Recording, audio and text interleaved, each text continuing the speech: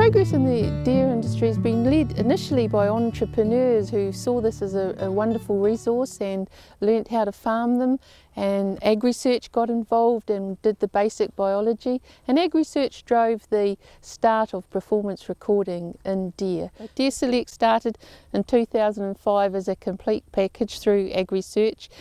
The deer progeny test had a big impact. The breeders came on board, they committed to recording many of the traits that the progeny test recorded.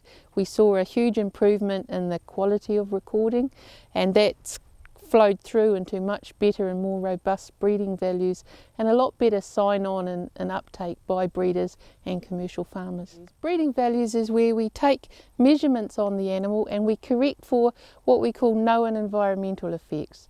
So when you look at a weaning weight, if an animal was born early or late, that's going to impact on its weaning weight.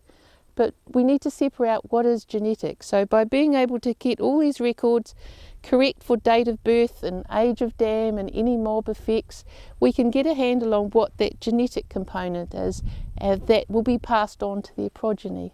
So that's essentially what a breeding value is, an estimate of merit for a trait after we've corrected for the non-genetic effects. So you take out a whole lot of things, likes of maternal effects, sex effects, just at the basic level. Then you take out group effects or mob effects, which can cover off either the feeding or some other unknown environmental effect. You need these complex equations, and ideally you have large numbers of progeny per sire and pretty large numbers of animals in those sets to start accounting for those environmental effects.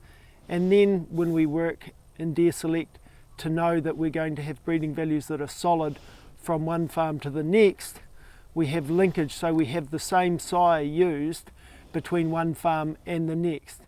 When it comes to Deer Select, we hear a lot about connectedness, and what that really means to farmers is that between all our farms they have their animals ranked in the correct order within a farm, but how do we know how they compare between farms? A farm might have a very favourable environment and they grow really well, another may be in a harsher environment. We have progeny of the same sires born on different farms, we measure their performance, and within the farm we compare the performance of the sires used in that farm against this, what we could call a link progeny, and the same in this other environment, and then we do corrections so that we benchmark these link animals, and it means that instead of having 10 herds with different breeding values within each herd, we almost act as one super herd, and all the breeding values are ranked according to merit across all the animals.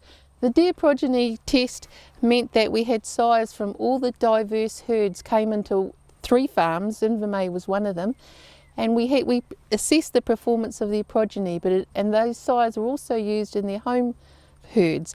This meant that we could compare all these herds as if they were one super herd, and we could put all the animals in the correct order for merit. The deer progeny test finished some time ago, but the breeders have cooperated together to maintain those links.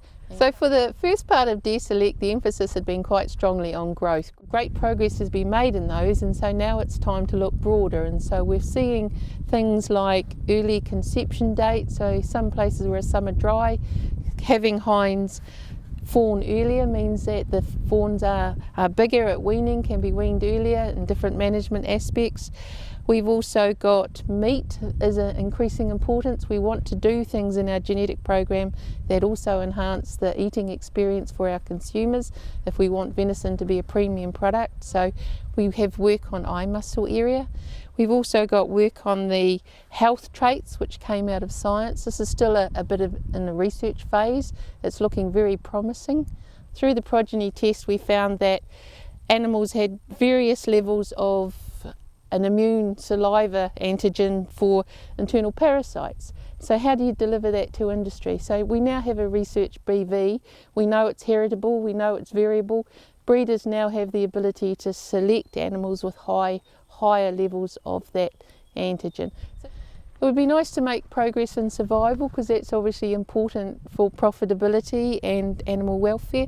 Temperament's a trait farmers talk about a lot, and they have been culling on it for a long time. It had a relatively low heritability, but I think it's one of those traits where handling and management are really important. If we handle animals frequently and well, it's amazing how they respond to that.